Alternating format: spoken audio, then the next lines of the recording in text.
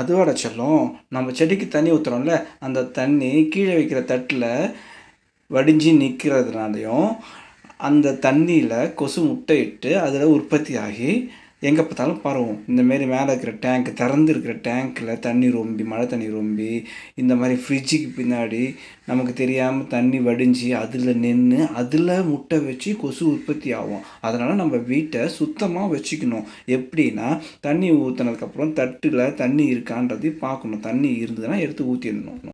சரிப்பா, நான் அப்படியே பார்த்துக்கிறேன்.